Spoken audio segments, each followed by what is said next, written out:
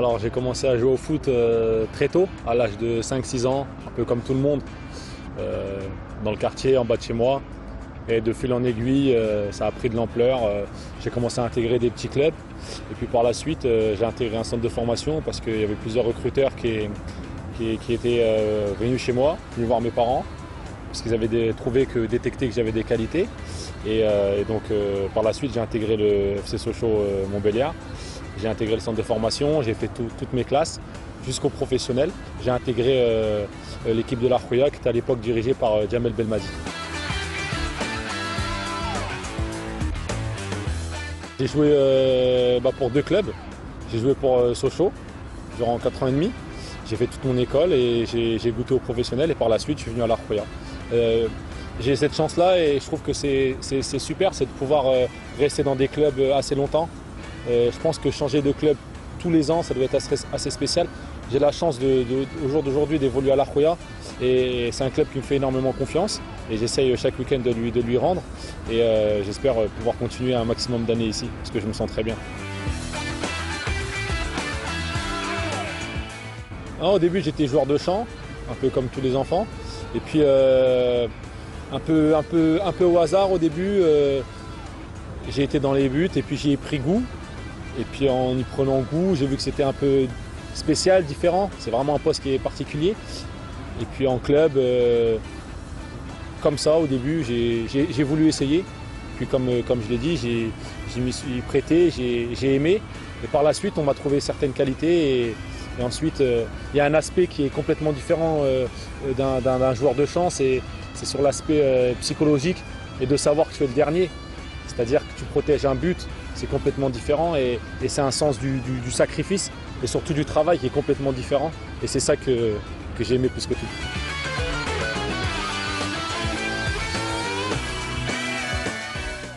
Pour moi, le meilleur, c'est Buffon.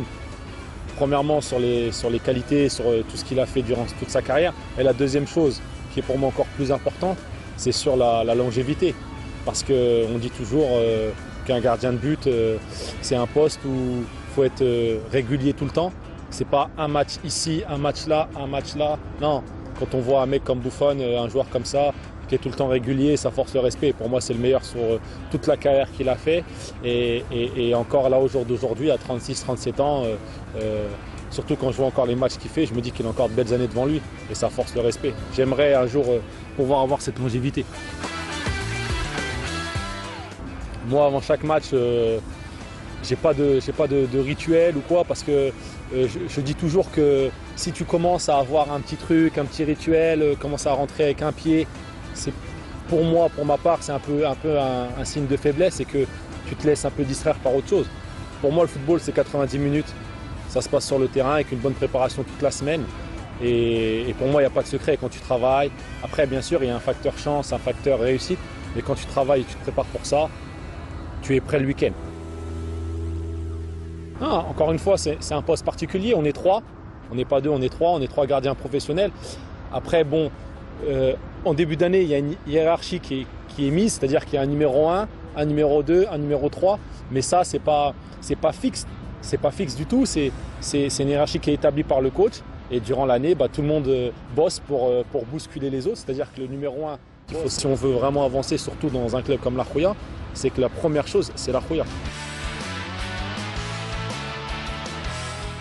C'est clair que chaque année, les attaquants ici sont de très haut niveau parce que les clubs font en sorte de les ramener de l'étranger. Il y a un quota de professionnels et à chaque fois, chaque équipe fait en sorte d'avoir un attaquant, au moins un attaquant. Donc ça élève fortement le niveau à ce poste-là. Ensuite, il y a des locaux qui sont très très bons aussi, comme Michel, Moutari, qui ont un très très haut niveau et qui sont très difficiles à gérer durant les matchs. Donc à partir de là, bien sûr, je prends les données de chaque attaquant contre qui je vais jouer parce que chaque joueur est spécial et particulier, mais pas de préparation spéciale en fonction de chaque attaquant. Après, bien sûr, sur la Ligue, on a pu voir des attaquants qui ont très bien réussi cette année, comme Dioko, Herbaoui, qui ont mis pas mal de buts. Mais si je devais en choisir un, c'est Paulinho, parce qu'il m'a mis beaucoup de buts, il m'en a mis 3, ce qui est énorme pour moi. Et il a un certain talent, il a une certaine vista, et je le trouve très très bon.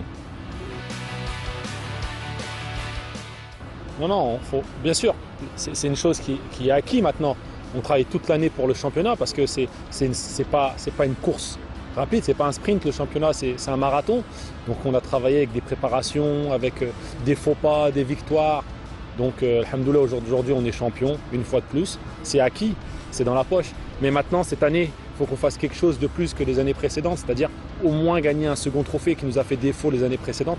Donc non, là, il ne faut pas faire les erreurs des années précédentes et souffler un peu. Non, non, il faut maintenir la pression parce que premièrement, on a la Champions League qui est une étape très très très importante pour le club. Donc on se doit de gagner à domicile le prochain match. Et en plus de ça, on va avoir des coupes qui vont arriver à grands pas. Et on va tout faire pour au moins en gagner une. Et puis, si c'est possible de gagner les deux, bon, on ne se gênera pas. On a un président de club qui est assez exigeant là-dessus et c'est normal parce qu'il veut que l'équipe brille sur des scènes, sur la scène asiatique par exemple, et qu'on puisse au moins récolter une coupe.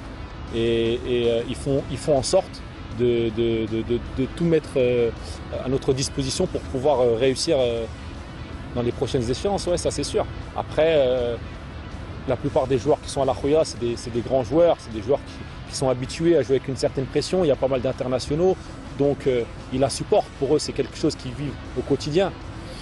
Donc la pression, le mot pression, je l'aime pas, c'est pas quelque chose d'adéquat. Parce que les dirigeants ne nous mettent pas la pression, font en sorte de nous pousser, oui, mais dans le bon sens du terme pour pouvoir aller chercher les trophées qui feront la différence en fin de saison. Il y a des bons gardiens, il y a de très bons gardiens comme Chib, je trouve qu'il fait une bonne saison. Khalifa Khalatiet qui n'est pas exposé mais qui a des qualités qui fait aussi une bonne saison. J'ai aussi une pensée pour mon ami Chiab qui va descendre en deuxième division et qui a lutté, qui a travaillé comme un malade pour pouvoir essayer de maintenir son équipe. Après, c'est difficile en tant que gardien de but de donner un avis sur les gardiens de but. Je respecte tous mes collègues, c'est-à-dire les 13 autres gardiens du championnat de première division. Et jusqu'à présent, à chaque fois que j'ai pu regarder un match, j'ai toujours vu qu'ils faisaient en sorte de maintenir au mieux leur équipe. Et j'ai pu sentir cette année que le niveau à ce poste-là a progressé. Donc c'est de bon augure pour l'équipe nationale parce que tous les gardiens sont locaux. Donc ça ne pourra que emmener un meilleur niveau et tirer vers le haut pour les prochaines échéances avec l'équipe nationale.